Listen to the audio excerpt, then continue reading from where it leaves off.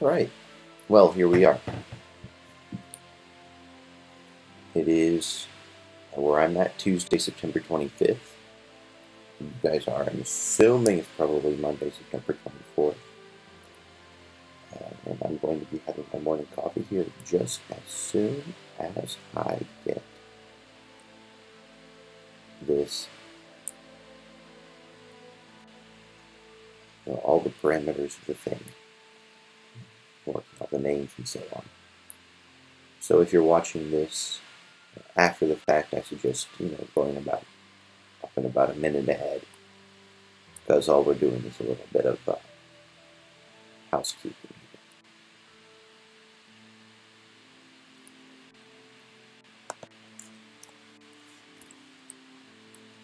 Monday,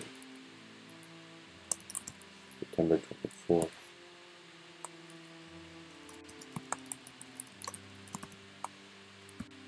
We're going to be going over the fourth book of the Iliad. Hey Jack, good to see you. It's interesting. You're not showing up as a viewer in my counting thing, but your chats are showing up in the chat. Oh well, minor issue that. I'm sure you two will figure that all out. I'm just glad you're able to make it.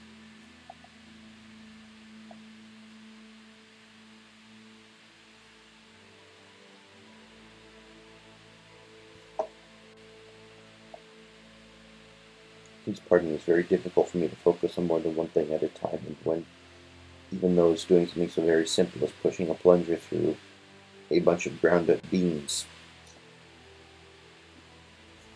It's important enough. Hello, welcome to whoever else happened to show up to the stream. Today we're going to be talking about the fourth book of the Iliad, among other things. Among many other things, I hope.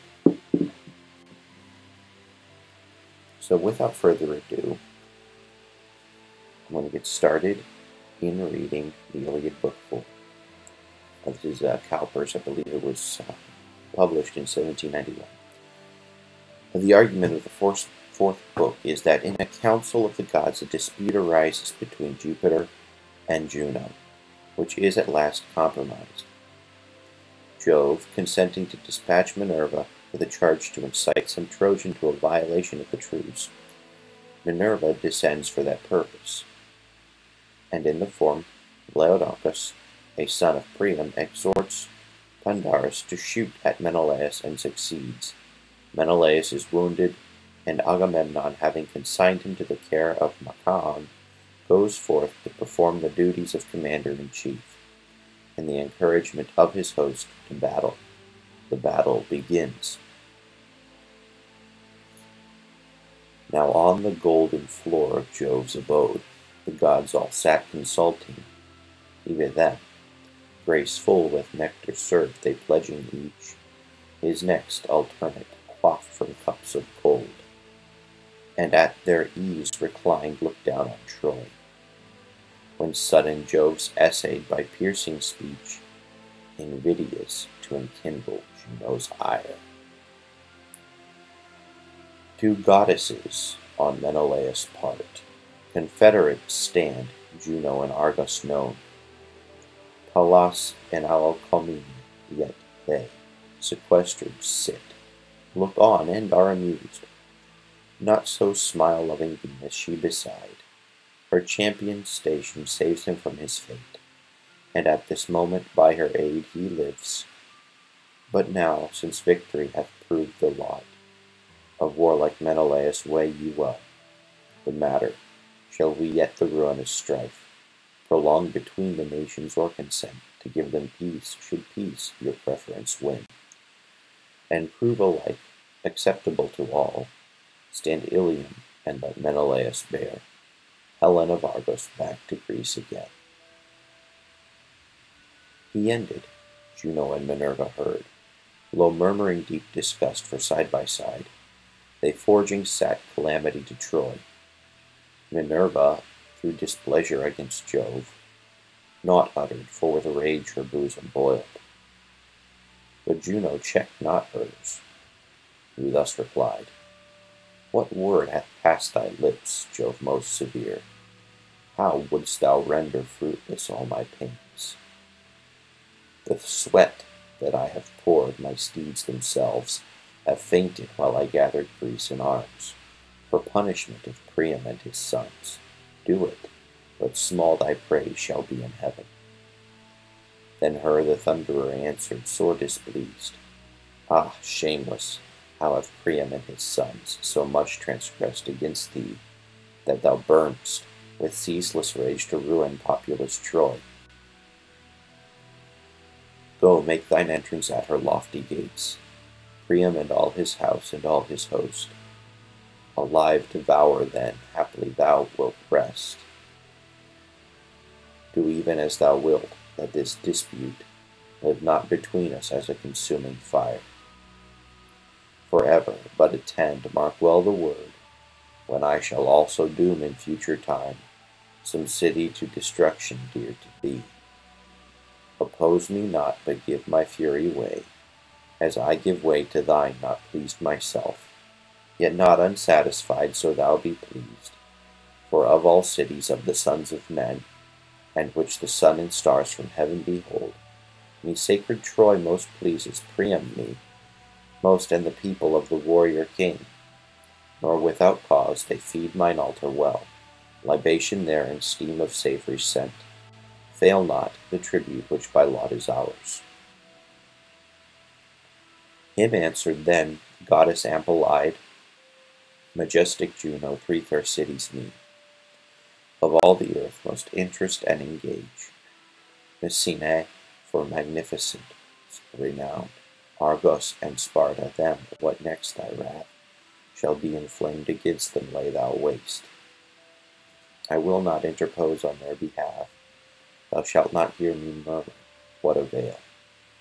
Complaint or force against thy matchless arm, yet were it most unmeet that even I should toil in vain. I also boast a birth, celestial, Saturn deeply wise, thy sire, is also mine, our origin is one. Thee I acknowledge sovereign, yet account myself entitled by a twofold claim to veneration both from gods and men, the daughter of Jove's sire and the spouse of Jove. Concession mutual therefore both thyself befits and me, whom when the gods perceive disposed to peace, they also shall accord.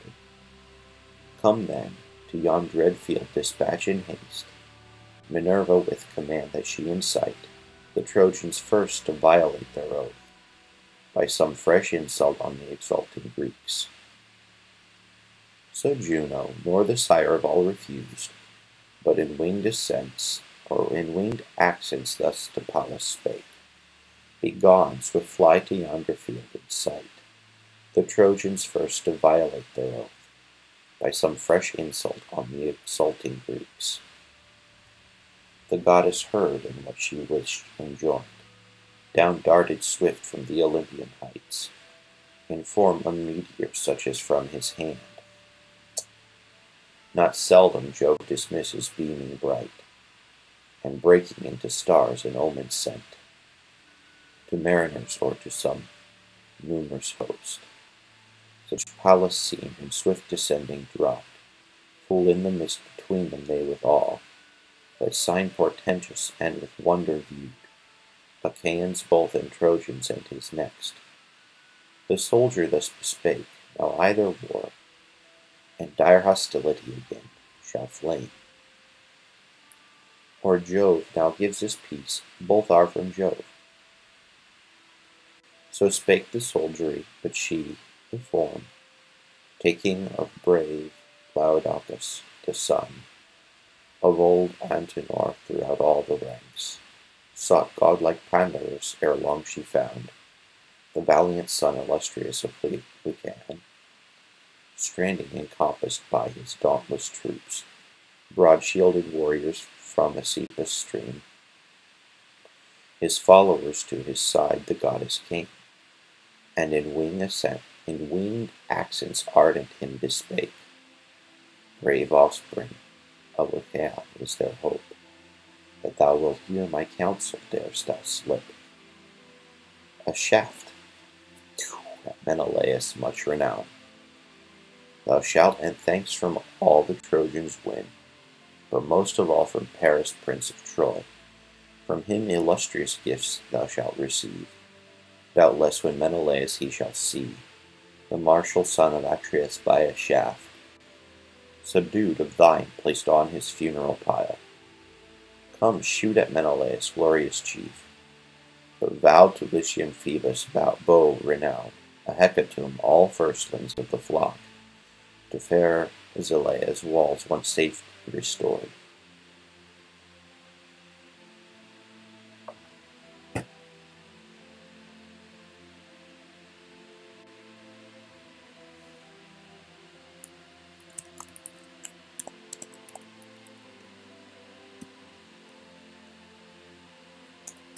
There we go.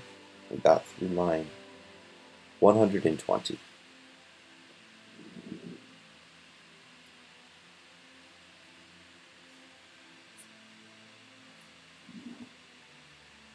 Anything that caught your interest? Is there anything in particular that you found to be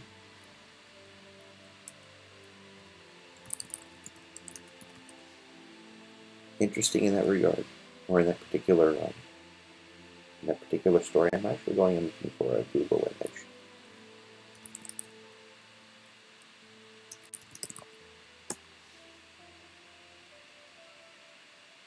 So if you look and see how Hera was depicted, it's kind of interesting.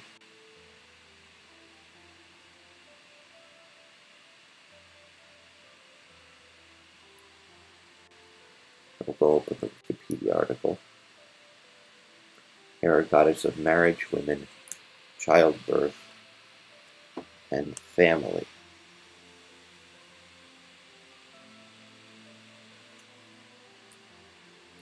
It was just something that kind of occurred to me, is that I've had this weird, every time I read about Hera and Zeus I have a pretty clear picture of, but Hera is just, depending on the story, I see her differently.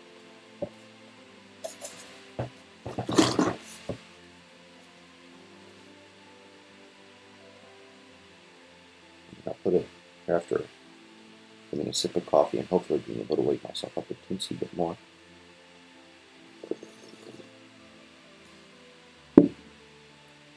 I'll attempt to put the picture of Hera up here on there. Up here, let's say, the right-hand side of the frame.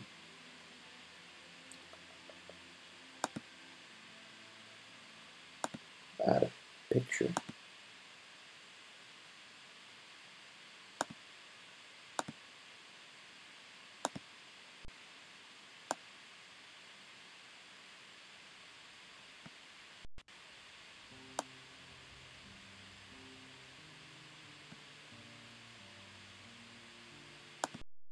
Is what people imagined Hera to look like.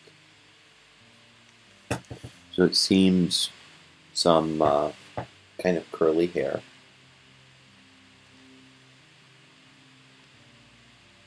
late 30s, kind of warlike in nature.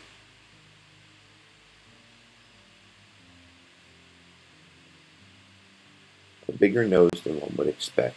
That's actually, although I have to say in my own picturing of her, she always had a big nose.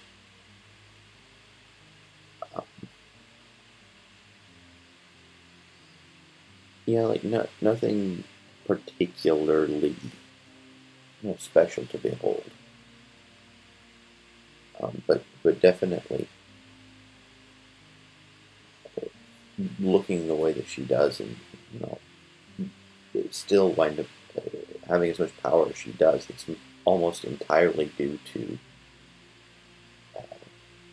being able to be persuasive with her speech. That's also a kind of an honor given to Odysseus. Odysseus was not the tallest or the most attractive but as we found in book, I believe it was book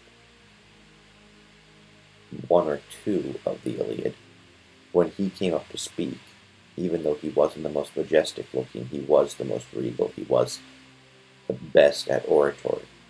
And specifically, these characters demonstrate the importance of spoken word. These characters demonstrate how, yes, looks will get you far. Looks will get you very, very far. And if you have looks and you have the ability to be a good orator, you pretty much have the world in the palm of your hand. But you can't consistently bank on looks only. You need to have something more substantial to back it up. Otherwise, you're going to wind up having people who happen to be persuasive, actually being able to persuade other people, while the good-looking person, or the good-looking goddess in this case, loses or stares on, helpless to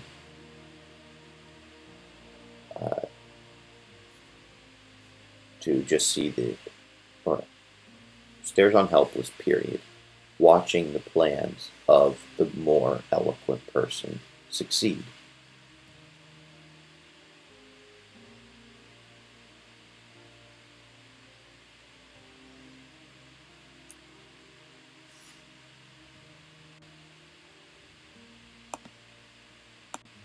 Here we go.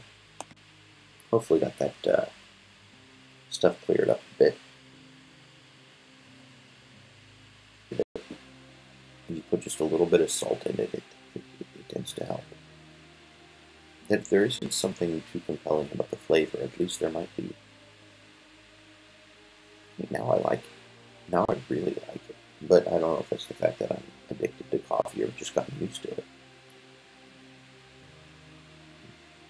I just wonder what it is that got people thinking, I wonder what will happen if I grind up these beans and then run boiling water through it. Why would people think that?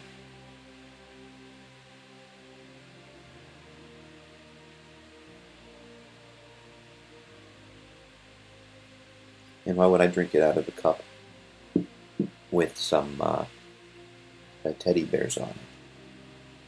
I suppose I can do what I want in that regard.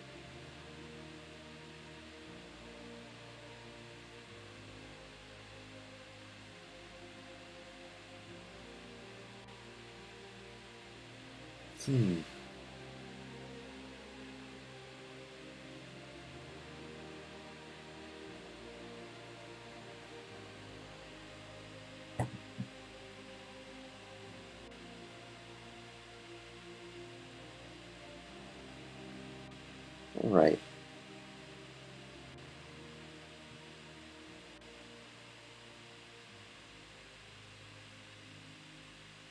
There we go.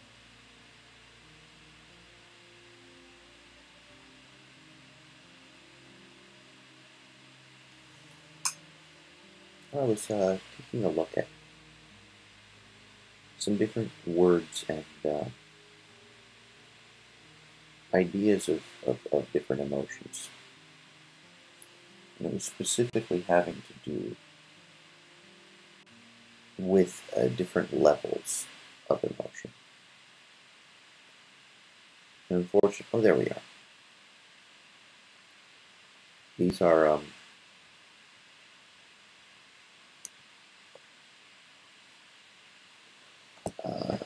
if I can put a link in the description of the video, maybe in the chat if you're able to find it, or I'll just put it up here for us in terms of.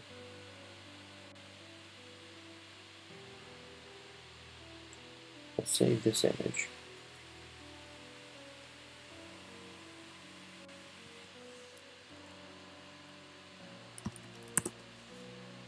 And put it here.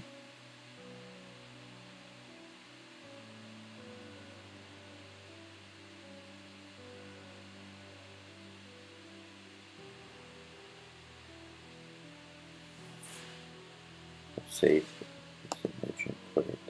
I don't know where we'll put it, but we'll attempt to make it visible over here.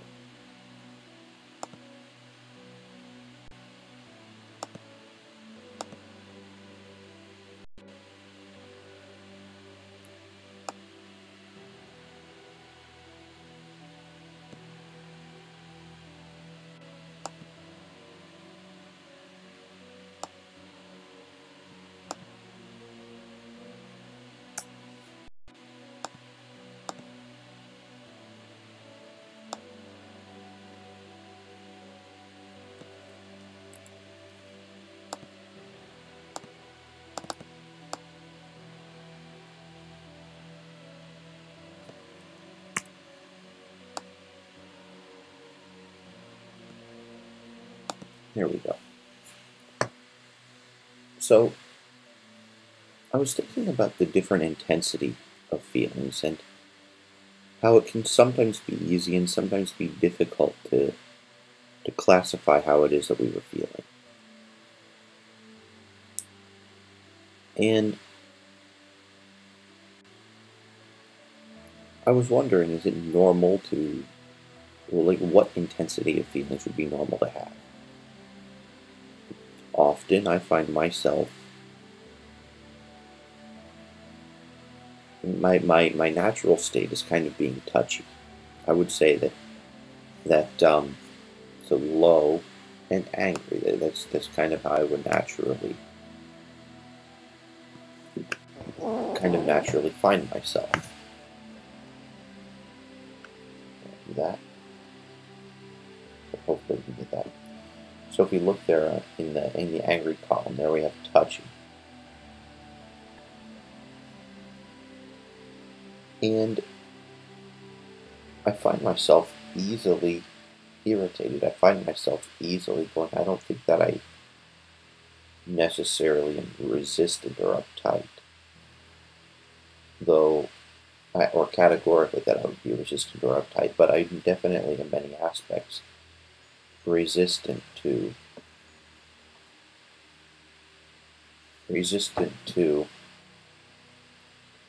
certain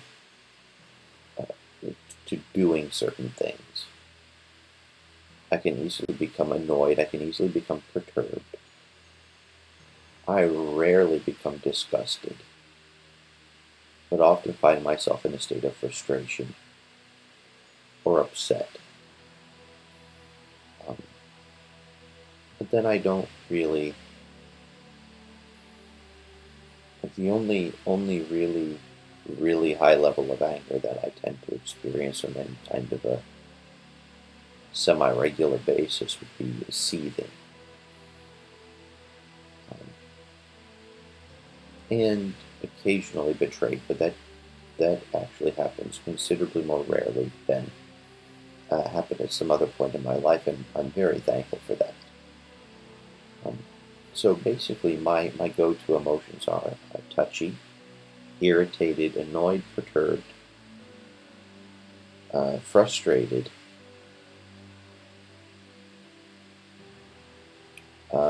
and seething. So I have 6 go-to emotions on the angry scale. On the happy scale, I find myself, if I wind up being there at all, I think mellow's a good one. I feel that especially after going on a run or something. I can be tender then too. Glad or contented, those are good ones. Those can describe that kind of a state pretty easily.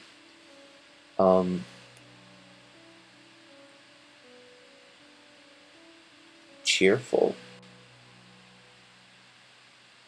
I don't know. It takes quite a bit to get me there, and then when it comes to passionate, fired up, overjoyed, exuberant, those are emotions that I somehow think that I've not allowed myself to experience all that much.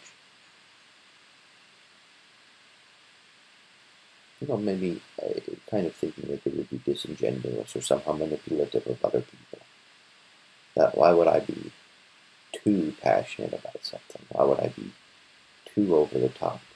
I kind of associate that with sleazy, smarmy salespeople, and I don't want to be one. And perhaps I make that kind of a connection in a wrong sort of way. It's entirely possible that I just have completely made some bogus connections in that realm, and that they're not necessarily good to have. So I could stand probably to be more happy, to fabricate more happiness in my life. In terms of sadness, dissatisfied and disappointment, I experience quite often. I can be moody or melancholic.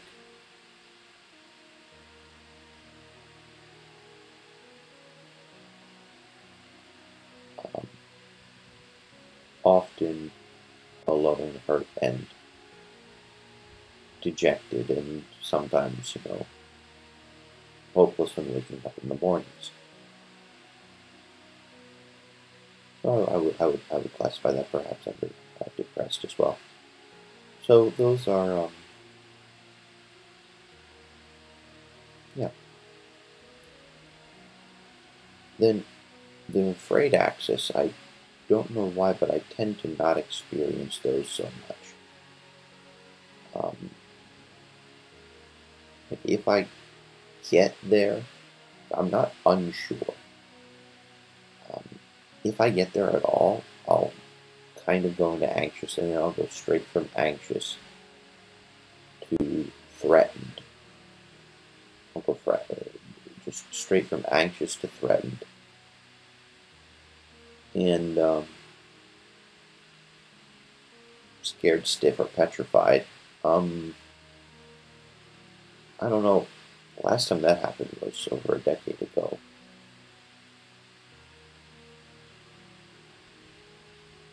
Yeah, high intensity of fearful feelings are something that I just haven't really experienced for a long time. But I do often wind up feeling anxious and threatened. In terms of ashamed, let's see. I did this thing where I would feel very ashamed at many things, especially as a teenager, and so I would constantly go and subject myself to uncomfortable situations, to the point where I would just know how to deal with them and not be so ashamed. So I might feel silly, or I might feel ridiculous or something, but then I don't actually ridicule myself. So I'm not entirely certain how that particular dynamic plays out.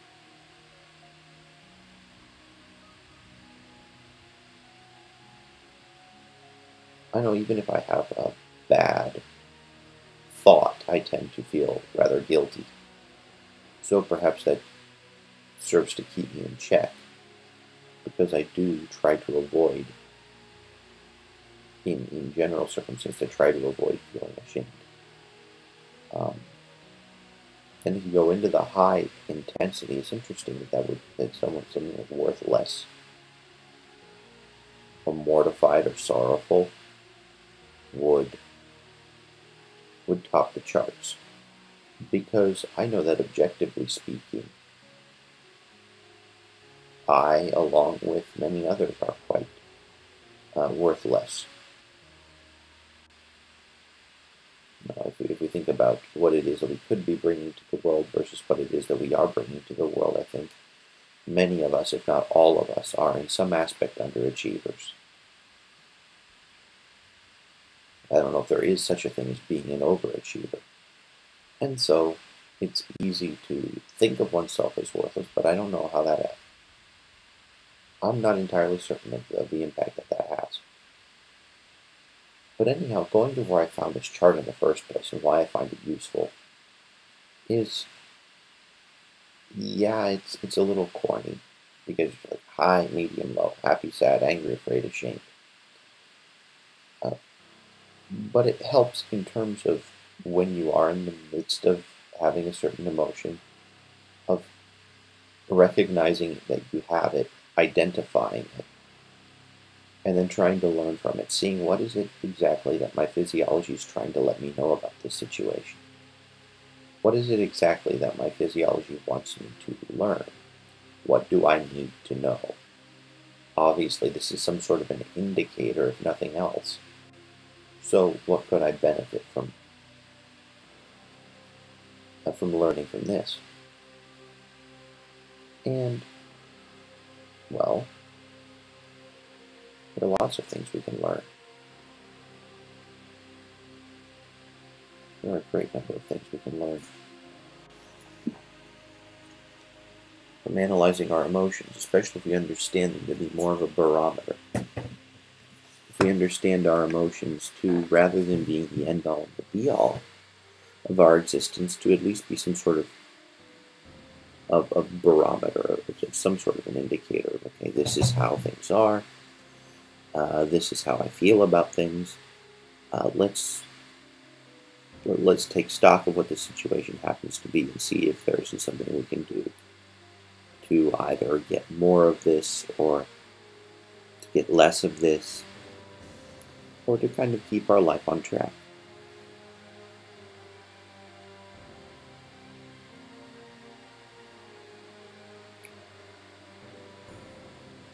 So, I'm wondering then how useful this might be for other people. The chart that I had was from the book Emotional Intelligence 2.0, and apparently it's a bestseller in the world of self-help books and so on, and especially for people that are INTJs, the book comes highly recommended.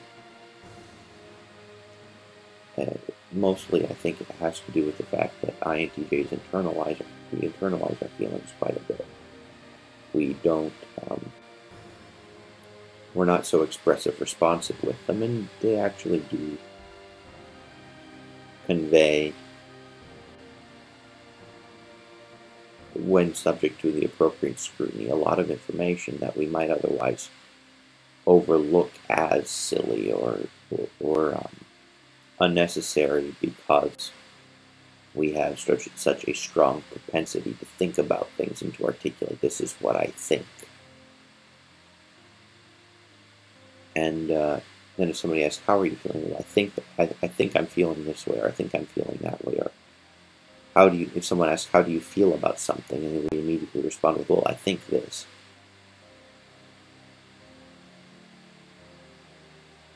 And I'm not sure why it is for everyone, why it is that we do that, whether it's consciously thinking that somehow feelings are bad, or whether it's just one of those things that, because we happen to feel so very strongly about something, that we wouldn't actually discuss too much about it, because those kinds of things can tend to blow up in our face. Or if, because we have NI, or NI dominant, we go and we have this big picture idea of how things are, and then we filter it largely through TV, where we communicate to the outside world in whatever way it is, or if we do art or poetry or whatever it is, we can kind of, in a more abstract way, communicate the results of NI. But then, if we're in a particular situation, and let's say we're like in a social situation, in a play or a party or a movie or something, and then there's something that is, at least to us, very funny, and we start to laugh. But then our laughter winds up being inappropriate, because what we were laughing at wasn't necessarily a joke that was playing in the movie, or something someone said. But we're looking at the dynamics of the entire room, or the dynamics of the entire situation, and finding that there's something funny about the way everyone else is reacting to this one thing. And then after everybody has their reactions, we can be in the corner, they're chuckling at the way things happen. And then, of course, that's socially inappropriate. You can't do that. And so being told time and time again, you can't do that, you can't feel that way, you can't say or that, leads us into the position of thinking, well, I guess my feelings don't really matter. The social proofs, the social dynamics prove that nobody actually cares about my feelings anyway, and so I better hide them. And so we never get a chance to develop FE, and FI winds up getting hidden so very deep that perhaps we don't even necessarily take the appropriate time to acknowledge how we do feel about things. And I don't know whether that's I doubt that is healthy or good, but I don't really know too much of another way of dealing with things that doesn't require a great amount of concerted time and effort to understand what's going on.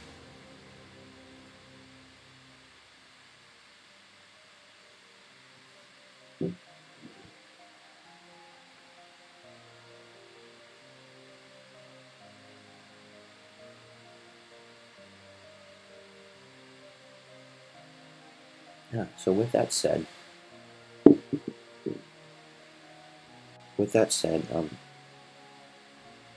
I would recommend for anyone that hasn't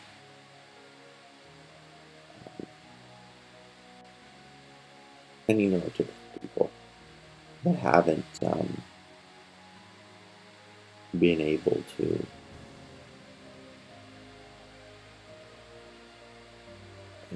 deal appropriately with feelings, or wind up finding themselves in a situation of frustration or whatever. If you're in a situation you don't want to be,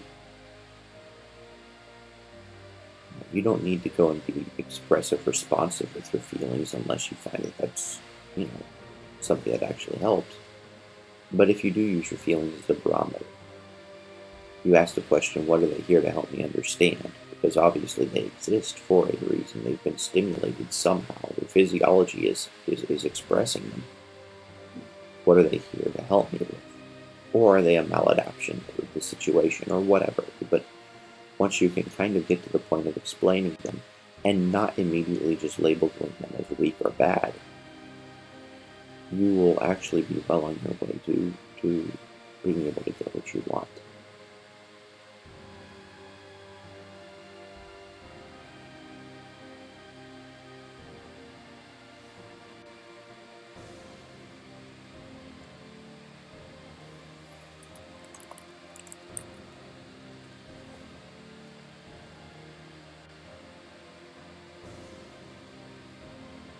So, I know this has been a considerably shorter stream than what we usually do. We've only been going for a little under 40 minutes. But I really didn't have that much material to share today. Just a few random thoughts. Stuff that perhaps I've just been pondering with too tired of a mind. I'm actually going to go and though it's 5:14 in the morning and I should be getting on to doing other things, I'm thinking I might get another hour and a half or 3 of rest and then continue with the rest of the things that I have to do today. And I hope that wherever you happen to be, that something that I've said here might be